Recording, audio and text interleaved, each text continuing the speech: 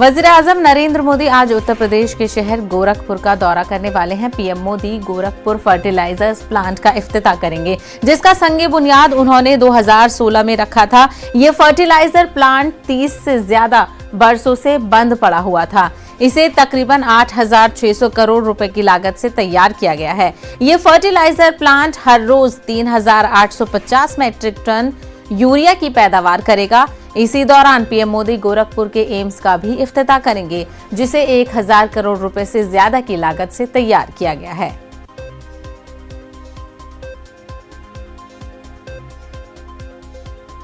एक तरफ पीएम मोदी गोरखपुर में होंगे तो दूसरी तरफ मेरठ में समाजवादी पार्टी और आरएलडी की एक मुश्तरका रैली होने वाली है। इस रैली को संयुक्त परिवर्तन संदेश रैली का नाम दिया गया है। दोपहर 12 बजे से मेरठ के दबथुआ में रैली का इनेकाद होगा। रैली में एसपी सदर अखिलेश यादव और आरएलडी सरबराह जयंत चौधरी एक साथ पहुंचेंगे। इस रैली में दोनों पार्टियों के दरमियान इत्तेहाद और सीटों की तकसीम का बाकायदा ऐलान किया जा सकता है। उमेश श्रीवास्तव इन दोनों मामलों पर इनसे तफसील हासिल करेंगे। उमेश, सबसे पहले तो वज़ीर-ए-आज़म के दौरे के हवाले से तफसील बताइएगा, क्या उनका आज शेड्यूल रहने वाला है? जी हाँ, देखिए, आज उत्तर प्रदेश में सियासत का सुपर ट्यूसडे इसे कह सकते हैं। और आज जहां पश्चिमी उत्तर प्रदेश में गठबंधन की सियासत का आगाज हो रहा है, तो वहीं गोरखपुर में प्रधानमंत्री नरेंद्र मोदी भी गरजेंगे। देखने वाली बात होगी कि आज क्या कहा जाता है, क्या संदेश देते हैं गोरखपुर से प्रधानमंत्री नरेंद्र मोदी। और गठबंधन की सियासत का आगाज जो पश्चिमी उत्तर प्रदेश के मेरठ से हो रहा है, वहां पर अखिलेश और जयंत क्या बोलते हैं।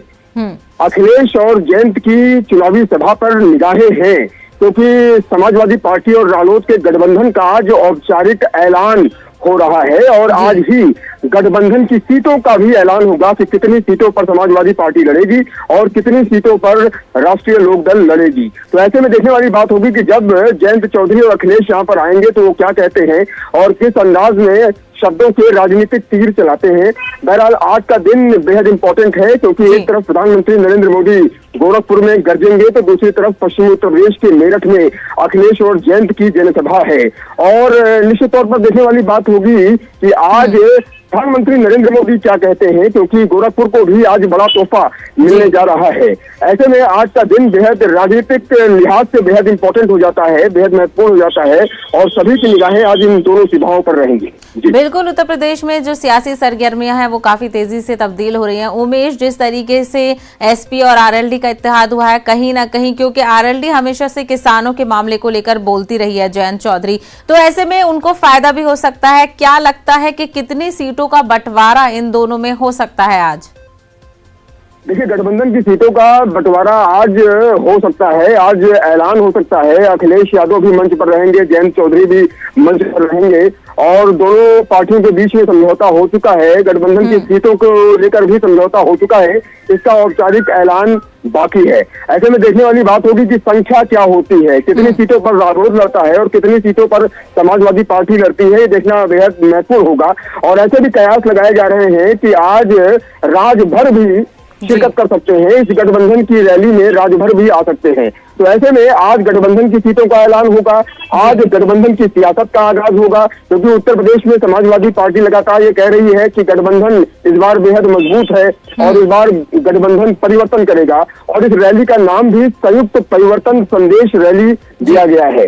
तो यकीनन आज देखने वाली बात होगी कि जब अखिलेश यादव मंच पर होंगे और जयंत चौधरी मंच पर होंगे और दोनों सभाओं को संबोधित करेंगे, तो ऐसे में देखने वाली बात होगी कि अखिलेश क्या कहते हैं और गठबंधन को लेकर के दोनों रैलियों में से क्या कुछ खास निकल कर आता है, इस पर भी हमारी नजर बनी रहेगी, क्योंकि वादों और दावों का दौर दोनों ही पार्टियों की तरफ से, अपोजिशन कहें या लीडिंग पार्टी कहें, सबकी तरफ से किया जा रहा है। अमीश, हमसे बात करने के लिए बेहद शुक्रिया।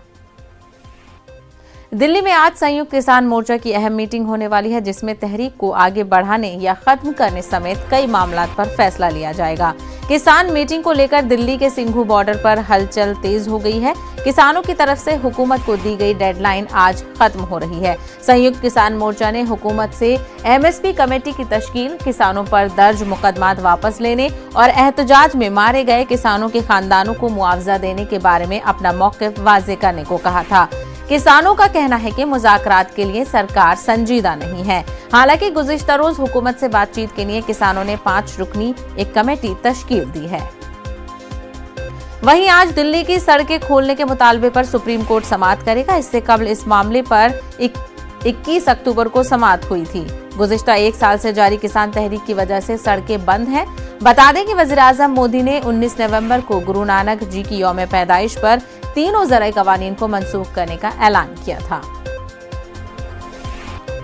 मज़ीद तफसील हासिल करेंगे हमारे नुमाइंदे शंकर आनंद इस वक्त जुड़ गए हैं। शंकर आनंद, सबसे पहली बात, किसानों की तरफ से लगातार इल्जाम लगाया जा रहा है कि हुकूमत बात नहीं कर रही है, तो अभी तक हुकूमत की तरफ से उनको कोई जवाब नहीं मिला है?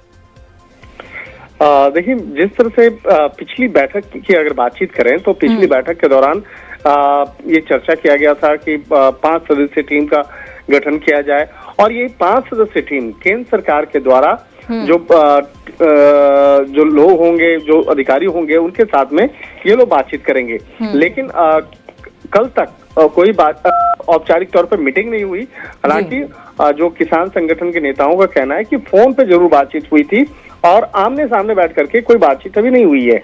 तो इस मामले पर आगे किस तरह से फिर बातचीत करनी है, किस तरह से मसौदा तय करना है, और जिस तरह से इस मामले पर कल देर शाम में, सोमवार की शाम में कमेटी के सभी सदस्यों ने कुंडली बॉर्डर पर एक आपात बैठक की, जिसमें कि मोर्चा को पहले से ही गठित 9 सदस्यीय कोर कमेटी के सदस्य भी शामिल हुए। और बैठक में कमेटी के सदस्यों ने कहा कि प्रदर्शन को अब और तेज किया जा सकता है और पूर्व निर्धारित दिल्ली कूच करने का फैसला लिया जा सकता है। तो ये कल देर शाम में बैठक के दौरान जो बातचीत हुई है वो मैं बता रहा था। हालांकि जिस तरह से बकायदा कहा जाए कि 3 कृषि कानून को वापस लेने का जो फैसला केंद्र सरकार के द्वारा किया गया, तो किसानों के अंदर में भी अब काफी किसान का जो एक संगठन है, जत्था है, वो चाहते हैं कि अब वो वापस जाए। लेकिन उस बैठक के दौरान भी इस मामले पर चर्चा हुई कि अगर अभी सारे लोग टूट करके तमाम जो जत्थे अगर वापस चले जाएंगे तो ये आंदोलन कमजोर पड़ जाएगा। तो इसलिए यहाँ पर इस आंदोलन स्थल पर बैठना जरूरी है। तो एक तरह से कहा जा सकता है कि आंदोलन में काफी लोग दो विचारों वाले हो गए हैं। कुछ लोग चाहते हैं कि वापस जाए और कुछ लोग चाहते हैं अभी भी बैठ करके आगे एमएसपी के मसले पे आंदोलन को आगे बढ़ाया जाए। तो ये 2 विचारों के बीच में आंदोलन झूलती हुई नजर आ रही है। अब देखना लाजमी होगा कि आज जो बैठक होगी, आज की बैठक में क्या क्या चर्चा होंगी और किस तरह से इस मामले पर आगे का रुख जो है वो तय किया जाएगा। बिल्कुल शंकर, जिस तरीके से 4 तारीख की जो मीटिंग हुई थी उसमें भी यही कहा गया था कि एहतजाज जारी रहेगा, क्योंकि लग रहा है हुकूमत की तरफ से अभी कोई इनिशिएट नहीं लिया जा रहा है, तो एहतजाज जारी रहे। वहीं दूसरी तरफ सड़कें खाली करने को लेकर सुप्रीम कोर्ट में समाअत होने वाली है। हालांकि किसानों की तरफ से यही कहा जा रहा था बार बार कि सड़कें उन्होंने नहीं बंद की हैं, सड़कें तो दिल्ली पुलिस की तरफ से बंद की गई हैं। देखिए, इस मामले को भी लेकर बीच में दिल्ली पुलिस के द्वारा कुछ एक्ट लिए गए थे। दिल्ली पुलिस की तरफ से भी जो कुछ बैरिकेड्स जो हैं गाजीपुर बॉर्डर पे, वहां गाजीपुर बॉर्डर की बात करें तो ये दिल्ली और उत्तर प्रदेश का बॉर्डर इलाका है और वहां से काफी बॉर्डर रूट जो है खाली कराए गए थे, जिसमें कि एक कोर्ट का जो एक रुख है, कोर्ट के रुख को के मसले पे ही बकायदा कोर्ट में फिर अगली सुनवाई के दौरान जवाब दिया जा सके कि दिल्ली पुलिस के द्वारा जो बैरिकेड्स लगाए गए थे, जो सीमेंट के बोल्डर लगाए गए थे कंक्रीट के, उसको हटा दिए गए हैं। और यही जो रुख जो है कुंडली बॉर्डर पे भी देखने को मिला। लेकिन वहां पर हरियाणा का जो बॉर्डर लगता है, इसलिए हरियाणा के द्वारा वहां से बैरिकेड्स नहीं हटाए गए थे। तो अब देखना लाजमी होगा कि सुप्रीम कोर्ट में इस मामले पर किस तरह से जवाब दिया जाएगा और निश्चित तौर पे कोर्ट को ये भी बताया जाएगा कि जो 3 कृषि कानून का मसला था, उस कानून को खत्म कर दिया गया है, उसके बावजूद ये किसान बैठे हैं। बिल्कुल, कानून खत्म कर दिया गया है, किसानों का एहतजाज जारी है। हालांकि सुप्रीम कोर्ट से गुज़िश्ता समाअतों में किसानों को भी फटकार लग चुकी है। शंकर आनंद, हमसे बात करने के लिए बेहद शुक्रिया। हर हफ्तेवार मंगल को होने वाली बीजेपी की पार्लिमानी पार्टी की मीटिंग तारीख में पहली बार अब पार्लियामेंट कॉम्प्लेक्स के बाहर होगी। इस बार ये मीटिंग दिल्ली के अंबेडकर इंटरनेशनल सेंटर में होगी, जो पार्लियामेंट हाउस से 1 किलोमीटर दूर है। मीटिंग में पार्लियामेंट में नागालैंड फायरिंग, महंगाई और दीगर उमूर पर अपोजिशन की जानिब से किए जा रहे हमलों से मुताल्लिक लाहे अमल तैयार किया जाएगा।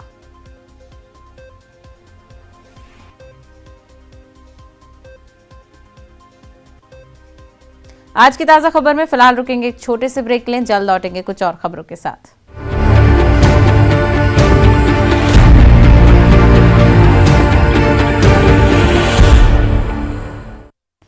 ब्रेक के बाद आपका खैर मकदम है। मुल्क में ओमिक्रॉन वेरिएंट से मुतासिर मरीजों की तादाद अब 23 हो गई है। महाराष्ट्र में कोरोना का ओमिक्रॉन वेरिएंट तेजी से फैल रहा है। 2 और मरीज नए वेरिएंट के मुतासिर पाए गए हैं। मुंबई में ओमिक्रॉन वायरस से मुतासिर 2 और मरीज सामने आए हैं, जिसके बाद मुतासिर मरीजों की कुल तादाद 10 हो गई है। 25 नवंबर को जोहान्सबर्ग का एक 37 साल शख्स मुंबई आया। उनके साथ उनका एक दोस्त भी अमेरिका से मुंबई आया हुआ था। अब दोनों ओमिक्रॉन मुतासिर पाए गए हैं। हैरत की बात यह है कि बैरून मुल्क से वापस आने वाले दोनों अफराद ने फाइजर वैक्सीन लगाई थी। वैक्सीन लगवाने के बाद भी दोनों कोरोना से मुतासिर पाए गए हैं। ताहम इन दोनों में कोरोना की अलामत नहीं है। प्रशांत पांडे हमारे नुमाइंदे सीधे तौर पर हमारे साथ जुड़ गए हैं। प्रशांत, लगातार ओमिक्रॉन वेरिएंट के जो है मामले वो मुंबई में और महाराष्ट्र में बढ़ते जा रहे हैं। ऐसे में किस तरीके से इसको कंट्रोल किया जाए? जी बिल्कुल, देखिए जितने भी इंटरनेशनल फ़्लाइट्स हैं जो यात्री मुंबई पर आ रहे हैं, एयरपोर्ट पर आ रहे हैं, उनके प्रॉपरली टेस्टिंग की जा रही है, उनके सैंपल्स लिए जा रहे हैं और जो कोरोना पॉजिटिव पाया जा रहा है तो उसके जो सैंपल है वो जीनोम सीक्वेंस के लिए भेजा जाता है, ताकि ये बात साफ़ हो पाए कि जो यात्री आया हुआ है वो कहीं ओमिक्रॉन से संक्रमित तो नहीं है। सबसे पहली बात ये एयरपोर्ट पर की जा रही है।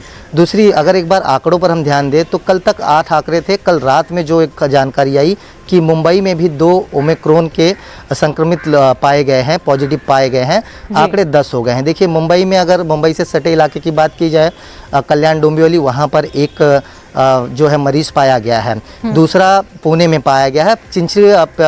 चिंचड़ी वहाँ पर जो है 6 जो है मरीज पाए गए हैं और मुंबई में 2, यानी कुल आंकड़े जो हैं 10 हो चुके हैं। और एहतियात के तौर पर जो है ये देखा जा रहा है कि जितने भी ट्रेवल्स जो इंटरनेशनल फ्लाइट से आ रहे हैं उन्हें एयरपोर्ट पर ही टेस्ट किया जा रहा है, और जिनके पास RT-PCR जो नज़दीकी से आ रहे हैं उनका टेस्ट देखा जा रहा है, और जो बाहर से आ रहे हैं उनका RT-PCR टेस्ट किया जा रहा है, और उनके रिजल्ट्स आने के बाद नेगेटिव आया जा रहा है तो उन्हें एयरपोर्ट से छोड़ा जा रहा है। यानी कुल मिलाकर देखा जाए, सावधानी जो है राज्य सरकार की तरफ से बरती जा रही है, पालिका की तरफ से बरती जा रही है, और कोशिश किया जा रहा है कि ओमिक्रॉन इस वेरिएंट को बहुत तेज़ी से जो फैल रहा है उसे रोका जाए।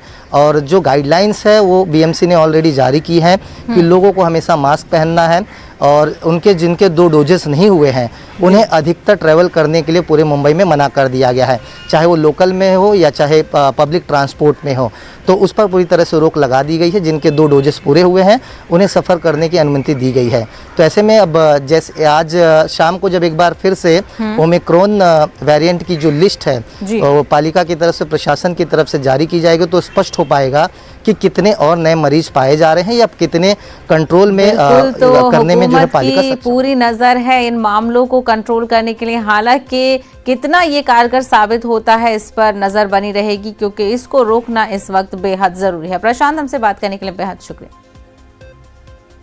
दिल्ली फसादात के मामले में पहली बार एक मुलजिम दिनेश यादव को मुजरिम करार दिया गया है। उसकी सजा का ऐलान 22 दिसंबर को किया जाएगा। ये मामला शुमाल मशरिकी दिल्ली के गोकुलपुरी इलाके का है। दिल्ली पुलिस की चार्जशीट के मुताबिक फसादात के दौरान 25 फरवरी की रात मुनव्वरी नामी एक 73 साल खातून के तकरीबन 150 से 200 फसादियों ने घर में जबरदस्ती घुसकर आग लगा दी थी। इसके साथ घर में मौजूद जरूरी सामान भी लूट लिया था। दिनेश यादव उस हुजूम का एक सरगर्म रुकन था जिसने आग लगाई थी। इसके खिलाफ गोकुलपुरी पुलिस स्टेशन में मुकदमा दर्ज किया गया था। दिनेश यादव को दिल्ली पुलिस ने 8 जून 2020 को गिरफ्तार किया था। अदालत ने 3 अगस्त 2021 को मुलजिमान के खिलाफ इल्जामात तय किए थे।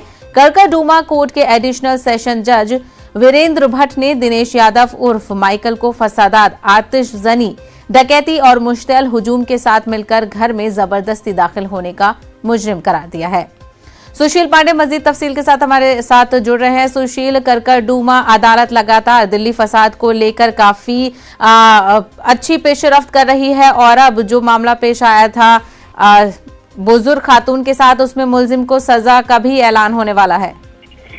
जी बिल्कुल, देखिए साहिबा, ये अपने आप में एक बड़ा आदेश है। हालांकि दिल्ली दंगा मामले में कहीं ना कहीं एक बड़ा आदेश कलकत्ता अदालत ने दिया है। हालांकि दिनेश यादव नाम के शख्स को दोषी करार दिया गया है, जिसमें आईपीसी की जो प्रोविजन है उसमें 143, 147 और कहीं ना कहीं जो और धाराएं हैं उसके तहत उसको दोषी करार दिया गया है। इससे पहले भी कलकत्ता कोर्ट ने इस मामले में अपना फैसला सुनाया था, लेकिन दिल्ली दंगा मामले में उस आरोपी को उसने बरी कर दिया था। लेकिन ये अपने आप में पहला फैसला है कलकत्ता कोर्ट का, जिसमें किसी आरोपी को दोषी करार दिया गया है। 22 दिसंबर को इस दोषी को सजा का ऐलान किया जाएगा कि इस दोषी को डकैती और मर्डर में कितने साल की सजा दी जाती है।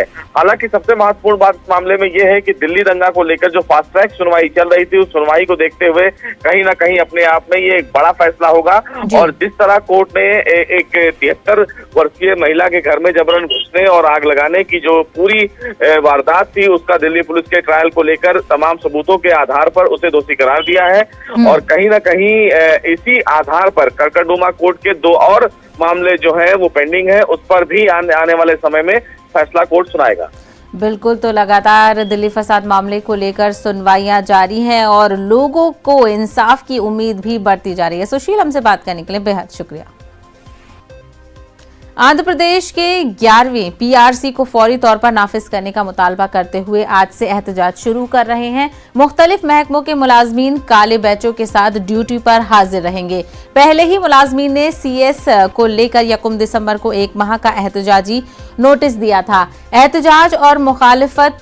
एहतजाज मुख्तलिफ तरीकों से किया जाएगा। 7, 8 और 9 दिसंबर को सियाह बैचों के साथ एहतजाज किया जाएगा और 10 दिसंबर को सरकारी दफातर पर लंच टाइम में एहतजाजी धरना दिया जाएगा।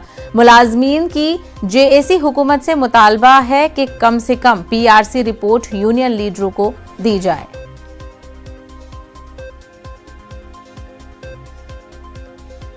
मजीद तफसील के साथ हमारे नुमाइंदे इशाक इस वक्त जुड़ गए हैं। इशाक, लगातार मुलाजमीन का एहतजाज जारी है और अब और इसमें शिद्दत आने वाली है। पीआरसी इम्प्लीमेंटेशन और सीपीएस का खारिज और दूसरे जो डीए के पेंडिंग बिल्स जो है ना, उन्हें सैंक्शन करने का और कॉन्ट्रैक्ट मुलाजिम को रेगुलर करने का जो मामला है, उस पर जो है ना आज से 1 महीने के लिए पूरे जो मुलाजिम है वो एहतजाज शुरू करने वाले हैं। आज कल और परसों 3 दिन जो है ना काले शिया पट्टी बांध के जो है ना वो प्रोटेस्ट करेंगे। उसके बाद 10 तारीख को गवर्नमेंट ऑफिस के सामने जो है ना लंच और प्रोटेस्ट करेंगे। इसके बाद जो है ना पूरी तरह से ये एक तरफ जो है ना पीआरसी को लेके सीएम जगनमोहन रेड्डी ने परसों जो सैलाब के मुतासिर को जाने के वक्त खुलासा किया कि 10 दिन में देंगे, लेकिन ये एम्प्लॉइज यूनियन और जेएसी तरफ से ये मांग की जाए थी कि पहले जो है ना पीआरसी रिपोर्ट हो है उसको दिया जाए, उसके बाद जो है ना इम्प्लीमेंट करने की वजह। आज से जो एहतजाज करने जा रहे हैं ये सभी जो एम्प्लॉइज है पूरे इसमें हिस्सा लेंगे। आज से जो प्रोटेस्ट जो है ना जारी रहेगा पूरा 1 महीने के, अगले जनवरी 6 तारीख तक ये प्रोटेस्ट करेगा। एम्प्लॉइज की तरफ से ये डिमांड की जा रही है जब तक पीआरसी इम्प्लीमेंटेशन नहीं होता तब तक हम ये एहतजाज कंटिन्यू करेंगे। बिल्कुल, तो आज से एहतजाज शुरू हो जाएगा और मुख्तलिफ तरीकों से भी यह एहतजाज किया जाएगा। इसाक, हमसे बात करने के लिए बेहद शुक्रिया। बाइडेन इंतजामिया ने बीजिंग ओलंपिक्स 2022 के सिफारती बाइकॉट का ऐलान कर दिया है। अमरीकी हुकूमती ओहदेदार बीजिंग में आइंदा साल होने वाले सरमाई मुकाबलों में शिरकत नहीं करेंगे, जबकि अमेरिका की जानिब से एथलीट्स की टीम को ओलंपिक मुकाबलों में शिरकत की इजाजत होगी। चीन की तरफ से इंसानी हुकूक की खिलाफ वर्जियों के रिकॉर्ड और मुसलमान अक़लियतों की नस्लकुशी को सामने रखते हुए ओलंपिक मुकाबलों के सिफारती बाइकॉट का फैसला किया गया है। बाइडेन इंतजामिया पर मुकाबलों में अदम शिरकत के लिए इंसानी हुकूक के सरगर्म कारकुनों और अराकीन कांग्रेस की जानिब से मुसलसल दबाव बना रहे हैं।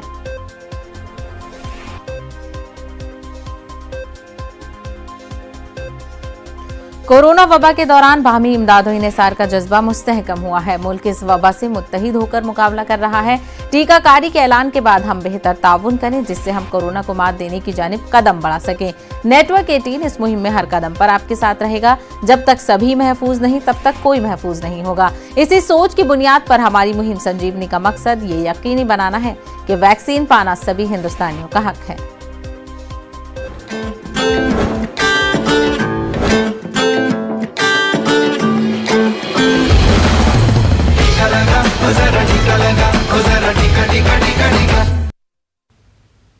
आज की ताजा खबर में फिलहाल इतना ही। दीजिए इजाजत। आदाब।